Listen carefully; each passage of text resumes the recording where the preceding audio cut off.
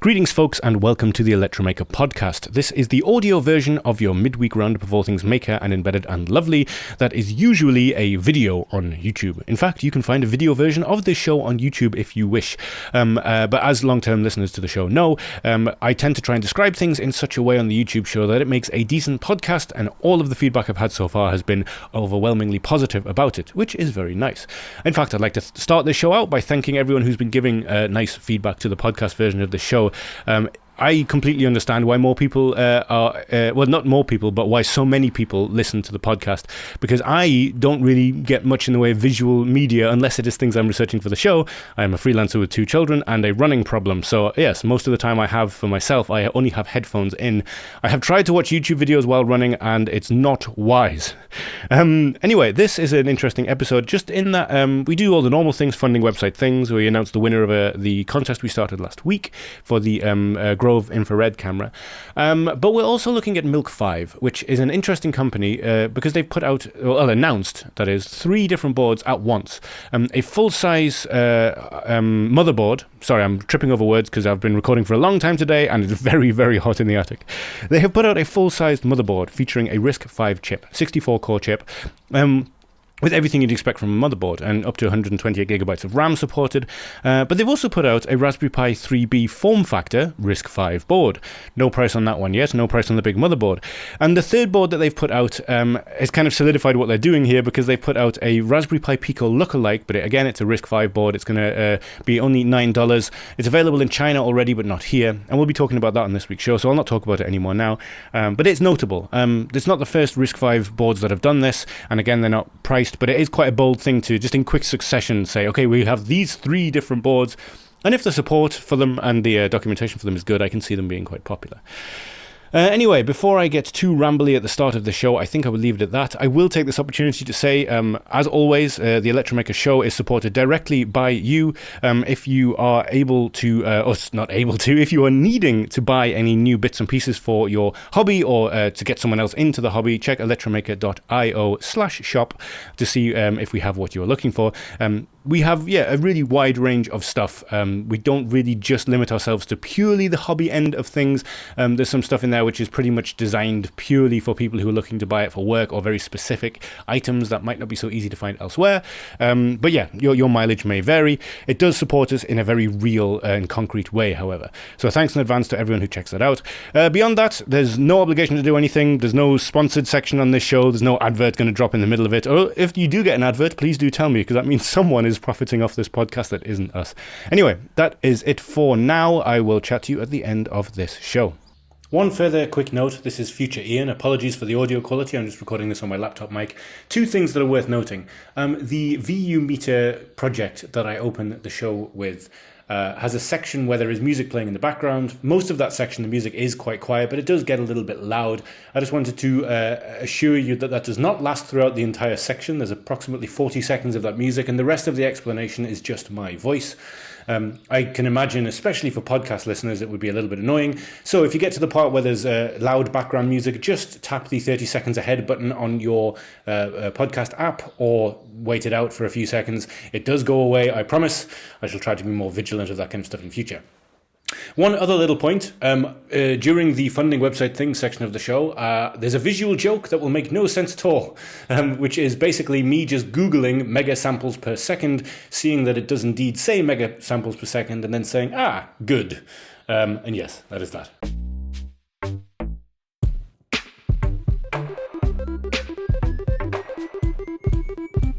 We are going to start this week by looking at a project on the Electromaker website that has gone through several iterations, and it is a VU spectrum analyzer for music that uses an Arduino.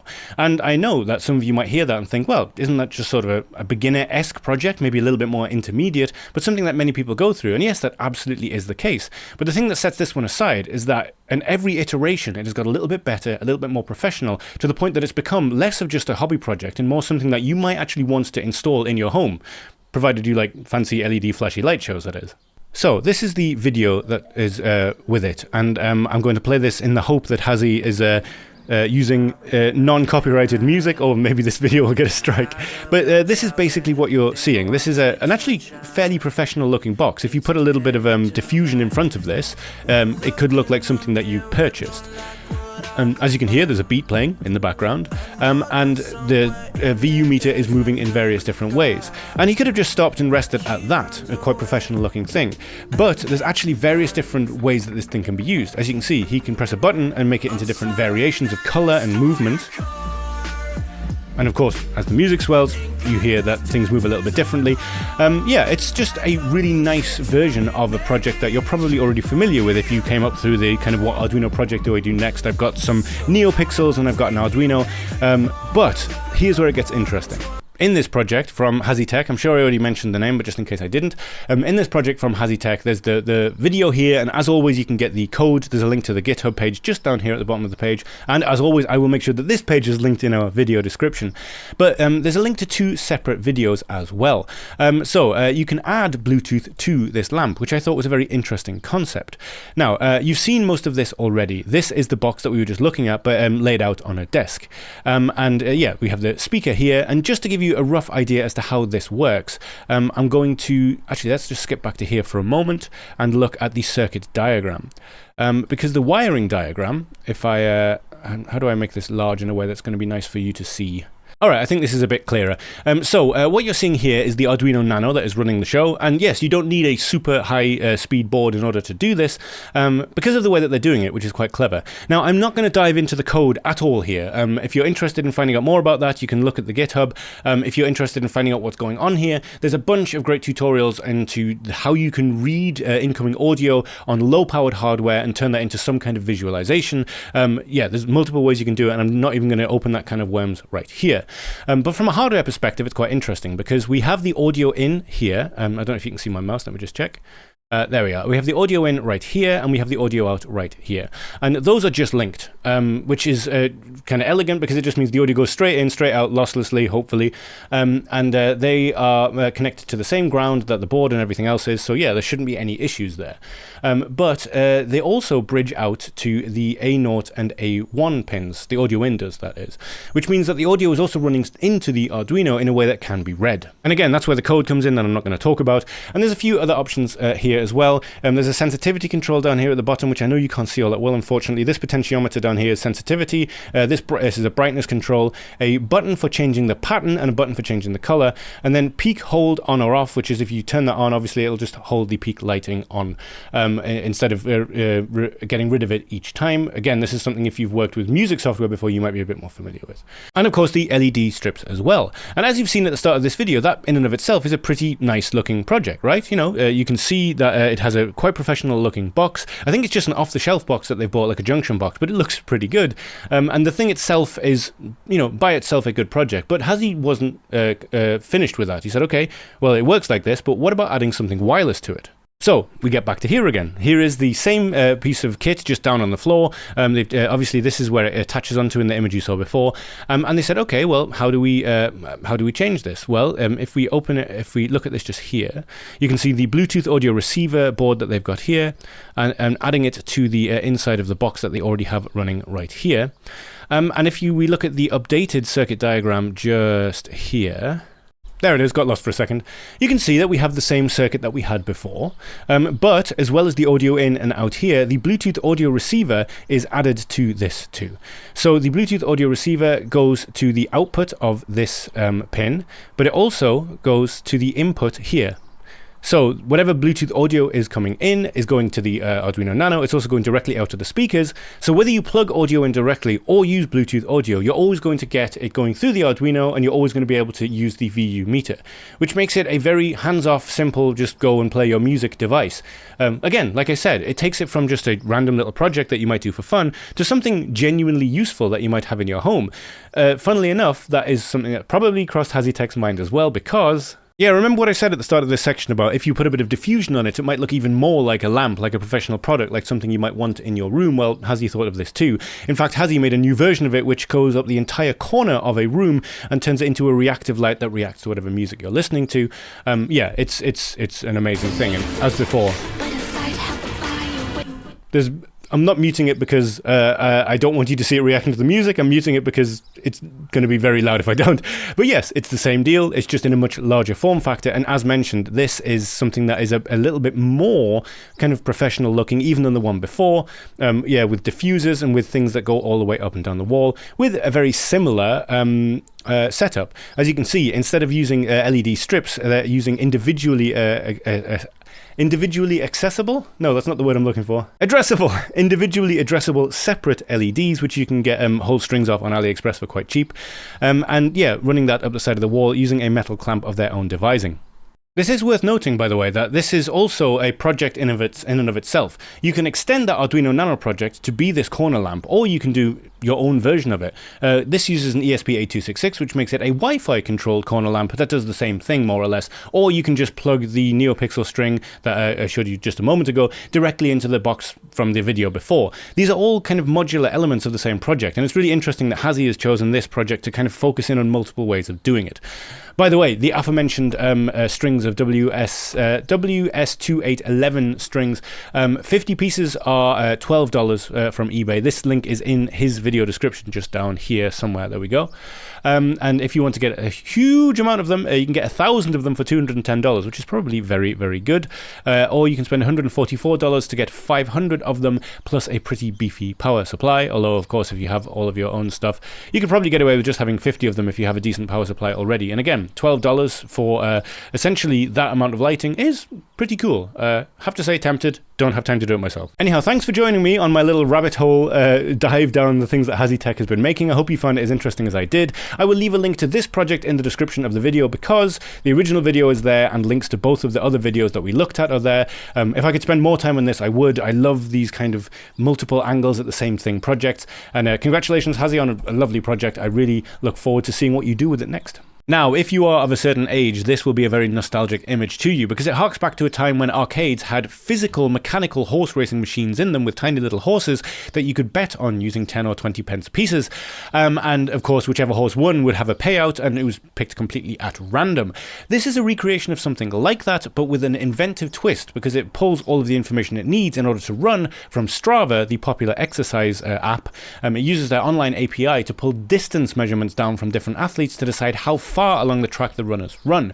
This isn't so much a who gets there first, it's who gets the farthest. I don't know if you can hear that. There's some incredibly loud birds sitting right outside my window. I mean, don't get me wrong, it's lovely, but they're very, very loud. And I'm not shutting the window. It is 30 degrees here. Okay, that was a nice distraction. This project is from Lorraine Underwood at Element 14. I'm sure you're familiar with the Element 14 community. They make some fantastic projects, fantastic tutorials. Their website has a fantastic community on it as well. And I'm not going to spend too much time going into the design and make of this because Lorraine's video is just fantastic. It goes through the overview. This is exactly what I was just talking about. The horse racing machines that, I have fond memories of being small and being allowed to bet because it's okay, it is gambling, I suppose, but in a very small sense. And the overview of exactly how it will work with some fantastic diagrams of how this thing will all fit together, the design, making everything through, using CAD software in order to design it all, to the build, to the Arduino code, everything is here. It is a wonderfully put together video. So in terms of the hardware design, I absolutely say, please, once you've watched this video, just go and watch her fantastic video, which is embedded in the Arduino blog, which I will be linking down below. But yes, in short, we have this fantastic mechanical system which will move the runners, and then whenever you want the race to run, you can press a button and it will pull the details down from 4 different athletes on Strava. On Strava, everyone is an athlete, which I quite like, and it will look at how far they've run in the last 4 weeks. And just depending on how far they have run, I think it does some clever scaling as well, because if someone's run like 100 kilometers in the last 4 weeks, then you need 100 kilometers to be the end baseline, right? And so if someone's run 100 kilometers and then the other 3 people have just run 20, 20, and 10, the 100 kilometers will go 100% of the way or something like that. Or maybe it doesn't work like that at all. Don't believe me? Again, go and look at Lorraine's fantastic video on the Element 14 channel. And I'm not subscribed to this? Oh, this is my... Okay, yeah. Sometimes people kind of say, hey, why are you talking about this amazing thing if you're not subscribed to it? I have a completely separate YouTube channel that I use for this show because it means I don't have a million notifications for things that are not to do with this show. But every now and again I see, how am I not subscribed to this channel? It's because, yes, this is not meant to be. So, you can probably tell things are a little bit hot up here because at this time of year, Ian loses his mind for a couple of months. The Electromaker Show gets very loose and sweaty. But yes, this is a fantastic project using an Arduino Uno board with Wi-Fi, the Wi-Fi version of the board, revision 2, if I remember correctly from reading this, and a bunch of fantastic hardware. I think it's a project that a lot of people will love. So yeah, I'll leave a link to it in the description of the video. Let me know what you think of it. If you are enjoying the Electromaker Show, it would mean a lot to us if you could just take a moment to check that you are subscribed to the Electromaker YouTube channel. Also, liking this video does not just show us that you like it, it shows YouTube that you like it and makes it far more likely that they will recommend us to other people using their magic algorithm that runs all things. Also, there is a little drop-down menu now next to subscribe. When you have subscribed to a channel, you can turn notifications on, and if you turn them to all, you will get a notification just inside your browser in the top right whenever we put out a new video on this channel. That's usually only an Electromaker Show every week and a product of the week every other week, unless we're at a conference when it'll be full of fun interviews and seeing things on the conference floor, but that only happens once or twice a year. I know that people asking for YouTube likes and subscriptions gets a little bit old, but there is a reason that we do it, and I'd like to thank you in advance for doing so. That said, there is a far better way that you can support this show, and that is simply by going to the Electromaker shop when you have your next project in mind. Whether you're buying your first hobby kit for someone who's getting into Arduino, or needing an industrial amount of something for your work, or you have a very specific hobby project that you're looking to get started, check electromaker.io/shop first just to see if we have it, because that financially supports the show directly. We do not run any ads on our videos, we do not have any sponsored sections in our podcast, we don't have like a Patreon or anything like that, we just have a shop. So if you are enjoying the show and want to support us in a very concrete way, that's absolutely the best way that you can do so. All right, thanks for your patience during this sort of advert for the show that you're already watching, I suppose. Let's get back to it. Now we're going to move on to the part of the show called Funding Website Things, and we're going to find ourselves on Crowd Supply as we so often do. Now, if you're not familiar with Crowd Supply, think Kickstarter, but just for cool hardware projects, development kits, all that kind of stuff. For example, the MNT Reform, which is probably one of the more famous projects from the site, was funded on Crowd Supply instead of Kickstarter. That's the idea behind it. And we're going to look at a very interesting M2 slot micro SDR board today. But just before we do, I want to talk about EPI32U4. I'm going to talk about it extremely briefly because we have covered it before in a previous Electromaker Show and when it was first announced, and I'll leave a link to that in the description of this video. But just a very quick recap, as it says, it's an extremely compact Arduino compatible ATmega32U4 USB Type-C development board. I'm sorry if I keep glancing over there, I thought I'd stop my recording by accident. Yeah, I mean, that's sort of what it says on the tin. Now, the ATmega32U4 is the chip found in the Arduino Leonardo and Pro Micro, which has become a saying on this show. Basically, a slightly more powerful version of the chip in the Arduino Uno, but with native USB. It can be a USB HID device, which is useful. This is a much smaller version of it with castellated edges, USB Type-C, and again, I talked about it in the past. The only reason I wanted to come back to it is because they are now funding. They did the classic $1 goal just to kind of get it up and running. They've actually raised $688 in order to get this thing off the ground. If you are interested in finding out more, there'll be a link to this in the description, the previous time I talked about it in the description, and if you would like to get a hold of one, this USB Type-C very tiny development board has two versions of it, both $25. One is the 16 megahertz version, which is $25, and one is an 8 megahertz version, which is also $25. Why would you want to pay more for a version that runs slower? Well, because it runs on a much lower power draw. It needs only 2.7 volts rather than the full 5 that the other one does. And I believe that is all I need to say about it from now, because as I said, I talked about this with a bit more length when it first came out, but links to both of those things will be in the description of this video. Now, moving on to micro SDR. Now, whenever I talk about software-defined radios, I quickly get out of my depth because it's not my field of expertise. It's not something I know about. It's also something that is quite difficult to get into from a hobbyist perspective, unless you've got a lot of time to work on it or some background in engineering or radio. And micro SDR is hoping to change that. The idea, as it says, it's a tiny single-sided M2 slot variant or form factor software-defined radio board, and it has a web browser interface, which is a very useful thing. I'm sure you'll be able to get it working with your normal software if you need to.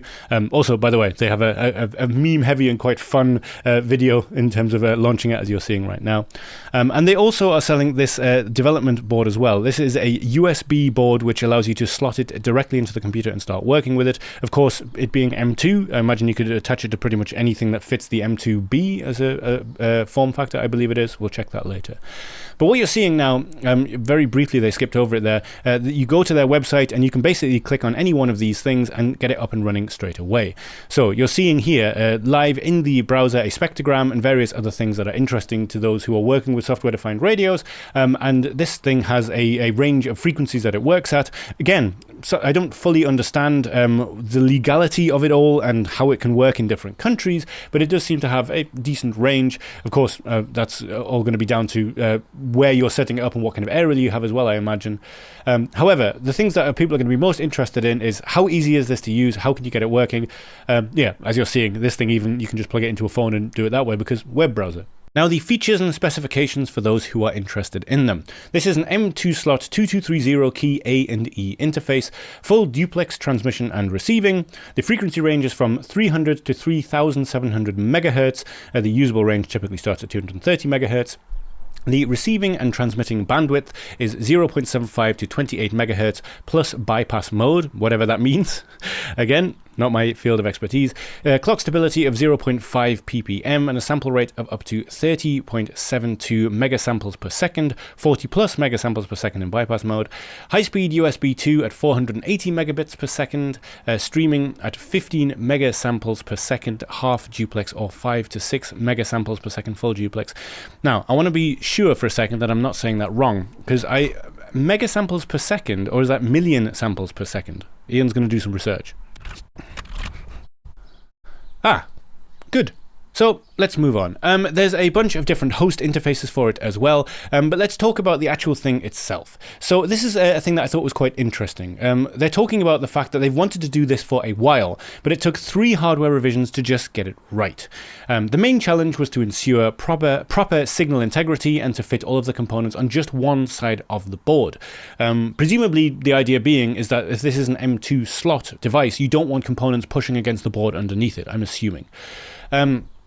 And there's a wealth of information on this page, which is stuff that I'm sure if you are already interested in the software-defined radio field, you will find interesting.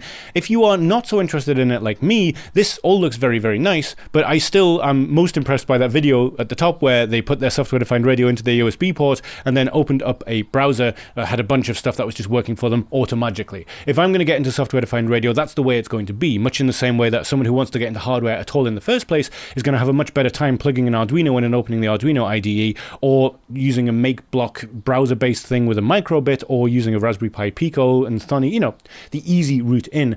That's what's going to get people hooked, and that's what I find interesting about this. Now, there's a lot more to this page. There's a USB adapter, as I mentioned already, which has aerial inputs and outputs just there. There's also a development board, which can fit into the PCI slot of your computer. There's a bunch of interesting things here. That's not to say anything of the fact that as it says here, they've developed a project which is a cellular 2G network that works in your browser as an example project for how you can actually get this thing up and running in a useful sense.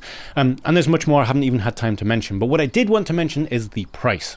So the micro SDR is $299 for just the M2 slot. Now, before you throw your hands up and say, whoa, that's a crazy amount of money, I believe that's still $100 cheaper than the Lime SDR Micro, which is another software-defined radio board. Although I think the difference there is if I remember correctly, the Lime SDR was actually a USB board in and of itself with the aerials on, and that's something that you would have to buy separately. So, but then again, look, their USB adapter is just $39. So for the $299 plus the $39 plus the mini PCI adapter, which I assume you'll also need, you're still looking at less than the cost of the Lime SDR. And again, I'm not trying to put one against the other. I'm just trying to say this is how much these things seem to cost. This is a quite complex FPGA on board both boards, doing a very difficult task. And making these things in small batches, which they're going to presumably have to do, is not a cheap thing. You're not making a small development board using an incredibly cheap chip you can buy in large quantities. It's something a bit different here. So with my little soapbox moment out of the way, the early adopters kit is $997, which seems to have one of everything that they make. So that's the M2 board, and then the M2 adapter board, the USB board, and the PCI slot for putting into your main desktop if you want to work with it that way. I can see this being something for people who really are serious about working with this piece of kit. I could see someone getting one of these and an extra one of these, because then they can just leave one in their computer computer at all times, and then have another one which plugs into USB ports and phones and tablets so that they can do testing or something like that, as a guess.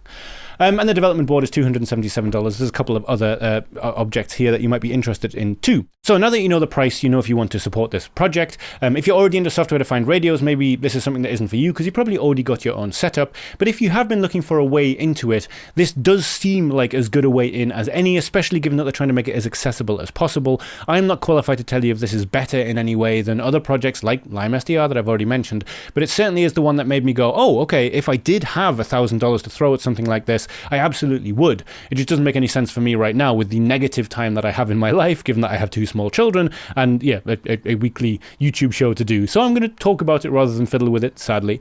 However, if you would like to support the project, they have currently raised $22,000 of their $100,000 goal. Again, they are working with very expensive parts. I presume that's why they're trying to raise enough money to really get this thing off the ground. So if you would like to help with that, there's 35 days left on the funding, and you can find a link to it in the description of this video. It is time to announce the winner of the competition that we started last week for the product of the week, the Grove infrared camera. Now, in case you need a quick reminder about that, I will leave a link in the description to our product of the week article about it. It, as always, has the embedded wonderful video from our in-house gadget guru and educator, Robin Mitchell, who is actually an engineer, knows far more that he's talking about than I do, and even does full sentences without stumbling all over his words like I have been for the majority of this episode.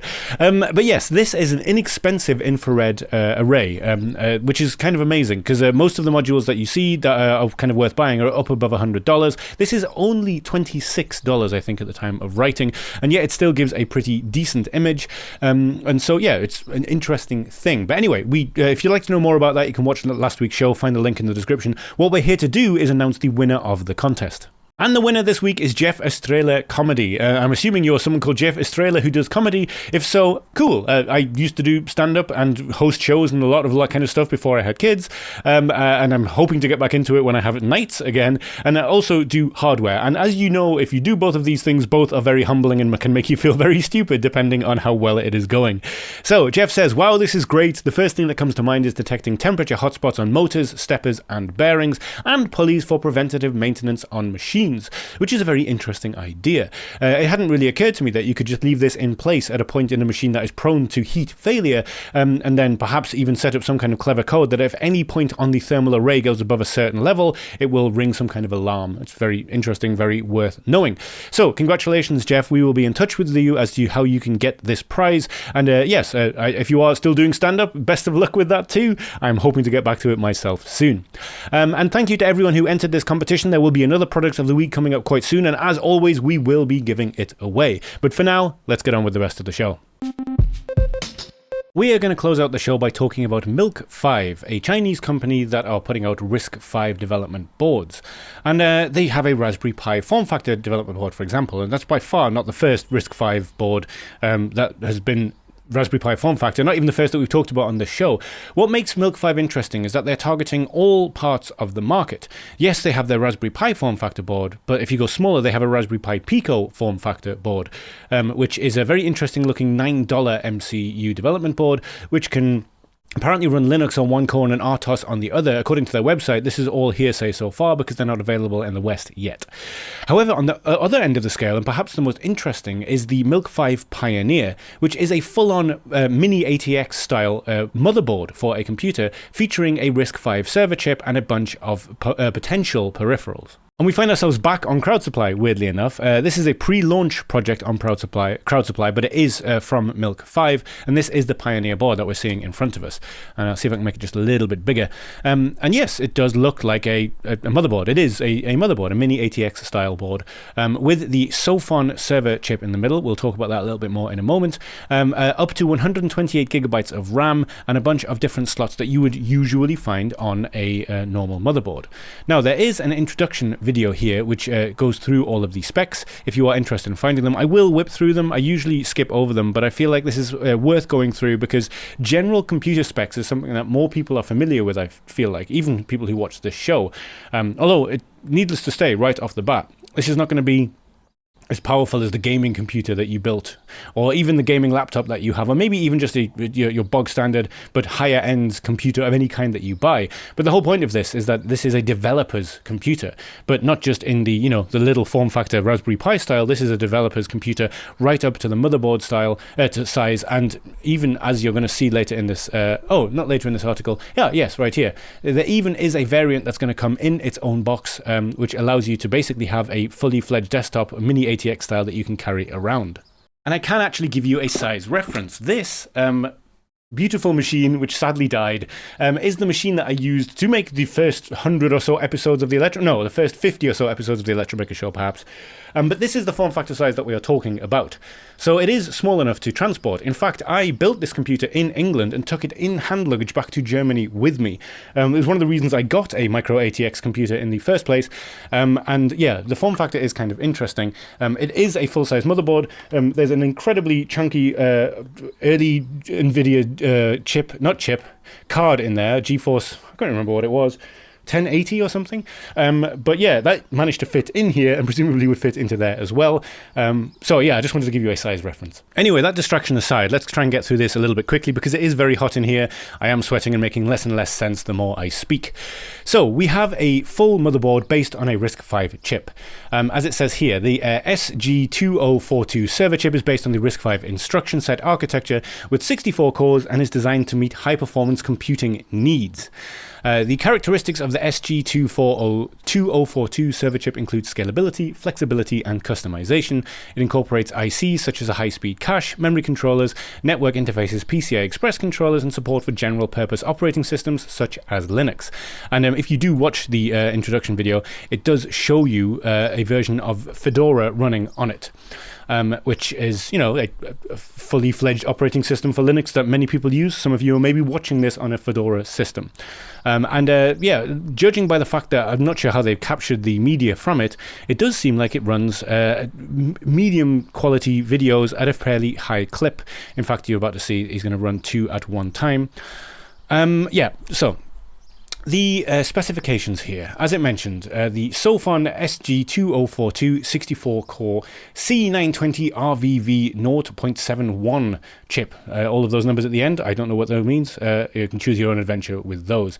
It has 4 DDR4 DIMM slots, so that's up to 128 gigabytes of RAM, 3 PCIe times 16 slots, so PCI 3 times 8. 5 SATA connectors, and it is 24 by 24 centimeters. It has a standard ATX power connector, 2 RJ45 2.5 gigahertz connectors, 1 M2 E key for wireless connectivity, 8 USB 3s, 1 USB header for the front panel, as you find in most desktops, 1 USB debug console. And it also has a miscellaneous header for the front panel, so for power, reset, and LEDs, an SPI flash for the BIOS, micro SD card for recovery or OS loading, and 2 M2 M key slots, which is PCI 3 times 4. So the page goes on to talk about what you get in the Pioneer box as well. And that's all there is to say about this, more or less, so far. Now, we're going to switch over from the Crowd Supply page to the Milk5 site. I just wanted to note that this is on Crowd Supply. So if you would like to find out more specifically about this project, you can do the same thing you always do. You can put your name in the box here, click subscribe, and you will get updates whenever there is an update to this project. So, the Milk5 Pioneer, this is the page on milk5.io/pioneer. You can find this, I'll be linking this page for the other 2 development boards we're about to talk about, and you can find the Pioneer up here. One thing that is worth noting as well, if you look under the docs page, there are already a few scanned docs available for the Pioneer if you're interested in diving through them. I've had a quick look through them, which is very basic boilerplate getting started with the board itself. And yeah, it's very much like a regular motherboard. You put the thermal paste on the chip, you put your cooler on it, and then, you do all of the homework before you boot it up to get it to work. There's a bit of information about the chip itself too. Note that there's a link to the technical reference manual, which is also completely open sourced. That is all here as well, although as it stands right now, oh yeah, okay, more pages. I was going to say, as it stands right now, there's not much to it there. But yeah, it does appear that it is all there. So, that's the Pioneer, and I wish I could have covered it in more depth, but we have 2 more boards to talk about. So the Milk 5 Mars, and I think this is the one that, or one of the two that might have a slightly wider appeal to our audience here at Electromaker, given that we're all fans of things like Raspberry Pis and MCUs and all that kind of stuff. This is the Raspberry Pi version of it, and I say Raspberry Pi 3B specifically because it really does have exactly that form factor. It fits the Raspberry Pi 3B form factor so well that I've read elsewhere that you can put any Raspberry Pi 3B case, including heat sinks and coolers, onto it, and it will just work. It's that much of a one-to-one replacement. And as you can see, it does look very, very similar. As far as I can tell, it is exactly the same in terms of inputs and outputs as a Raspberry Pi 3, apart from the fact that it has an M2 slot, an E-key M2 slot, if I remember correctly. In fact, I can tell you that right now. In terms of connectivity, one M2E key. Let's go through the entire specs since they're right in front of us. So it has the Start5 JH7110 64-bit system on chip with RV64GC up to 1.5 gigahertz. Again, I don't really know anything about Start5. I don't know anything about these system on chips in terms of their power. It's not going to outpace a Raspberry Pi 4, of course, but that's the whole thing here. That's not what we're going for.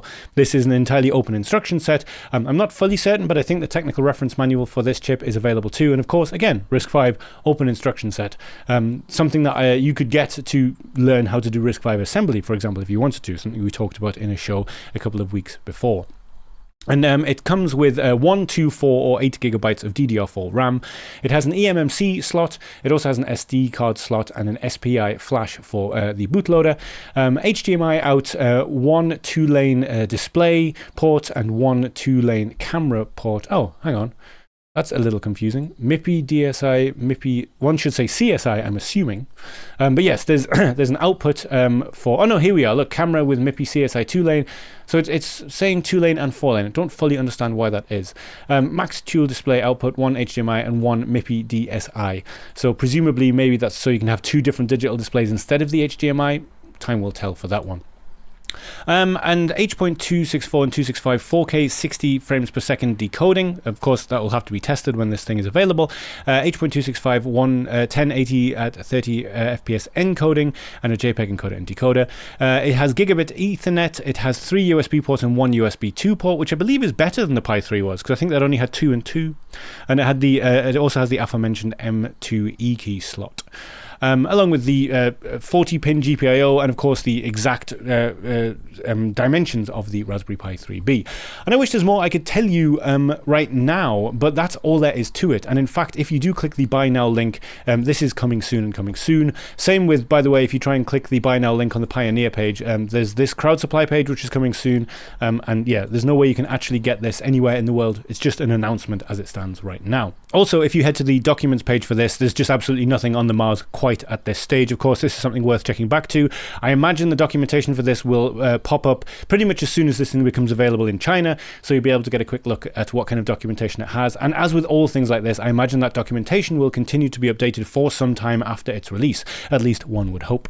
And now the Duo. And out of all of them, I think this is the one that is the most interesting to me, mostly because at only $9, it's something that I could get a hold of and not feel so bad if I only dipped into it and didn't have so much time to use it. This is, as you can see, their take on the Raspberry Pi Pico. It does have a couple of extra inputs and outputs that the Raspberry Pi Pico does not. But yeah, it's based on that form factor. However, what makes it interesting is, as you can see here, it supports asymmetric multiprocessing. The idea being that this is a dual-core RISC-V chip where you can run Linux on one of the cores if you like, and an RTOS on another one of the cores in order to do separate tasks. Presumably you could have Linux as your main system doing things and the RTOS doing all of the heavy lifting for the inputs and outputs, making sure everything happens on time, and of course sharing the same memory, I would imagine, as well. And again, let's just jump straight down to the specs. So it has a CVI Tech CV1800B chip, which is something I've never heard of before. Again, RISC-V, dual RV64 core, up to 1 gigahertz in speed, 64 megabytes of RAM. Interestingly, I don't know if that 64 gigabytes of RAM is on board. If it is, that's kind of impressive. But maybe it exists inside the chip. Presumably that's what it is, actually. The system on chip has the 64 megabytes of RAM built into it, which is a chunky amount of RAM for such a tiny little board like this. Provides 10 to 100 megabits per second Ethernet via an optional add-on board, and the technology supports running both Linux and RTOS as previously mentioned. And yeah, this one is available, but only in mainland China currently. If you click buy now, again, China mainland, but AliExpress is not happening quite yet. It is also mentioning coming soon. But this is one of the ones where if you dive into the docs, there is a little bit of information on Duo. There's an overview, there's a getting started guide if you'd like to dive in and find a little bit more about that. And yeah, obviously, as you're seeing here, this does have a little bit more on board than a Raspberry Pi Pico. And in fact, this documentation page has slightly more in-depth specifications here as well. You can see that the RAM is DDR2. You can see that it has a micro SD card slot, which is presumably this here, or maybe it's on the underside. And it has a camera connector as well, just here. I believe that's a MIPI CSI 2-lane connector. So it's actually, if you kind of think of it in reverse, it's double the price of a Raspberry Pi Pico. In fact, it costs about the same as a Raspberry Pi Pico W, but it doesn't have the connectivity. But it's a seemingly crazy powerful chip. Again, this is something where if you want to go toe-to-toe with this RISC-V chip and the Cortex M0 Plus that I believe the RP2040 is based upon, I just don't honestly know, but it is definitely an interesting alternative. And as mentioned, I just found the idea that Milk 5 is throwing out all of these announcements at once a very interesting thing, and was definitely worth mentioning. It's if you pay attention to the sort of maker hobby computer sphere, it has been mentioned by quite a few people, and there's a lot of very interesting articles out there. So yeah, I also suggest seeing how the other people have reported on it. The various CNX software articles obviously go into a lot more technical detail, and there's various different attitudes and ideas as to how this is going to work. I am hoping that all three of these are things that are affordable to the people that will be interested in them. So this one is perfect for me. The idea of the Duo, being a $9 board, it has all of these interesting ways of working with it, and is also a RISC-V board, ticks all the right boxes for me. As does the Raspberry Pi Form Factor one. No price on that quite yet. Presumably $70 to $90 to $100, but who knows. And then the Pioneer, which is the big chunk, which is going to be very interesting to a smaller number of people. But again, that I just love the idea of that portable box they have, the Pioneer box here, which comes with a graphics card and a few other things as well. So yeah, I'm going to leave it at that. There will be links to all of these things in the description of the video, from the crowd supply page I mentioned at the start through to Milk 5's website. And of course, once you're on the website, you can get to everything I've talked about through the docs. If you'd like to find out more about any of those things, you can. And I would be very interested to see what all of you think of this, and of course, anything else that was featured on this week's show. So that was it for this week. Thank you so much for joining me. Thank you for all the support that you have been showing us. I will be back next week with another regular podcast. As always, I'm very interested to hear your feedback as to what we're talking about on the show, how the podcast works for you, if there's anything you'd like to hear more of, because there's always the option of me dropping in slightly different sections for the podcast. It's something I've kind of thought about experimenting with, but without any guidance as to exactly what works and what doesn't. I don't really want to start messing around with that. And let me know what you think of Milk 5. Is this another flash in the pan company, or is this going to be a real contender, given that they do seem to be really trying to cover all bases? I guess only time will tell with that. As always, thank you so much for joining me, and I will chat to you next week. Have a fun, safe, and creative week.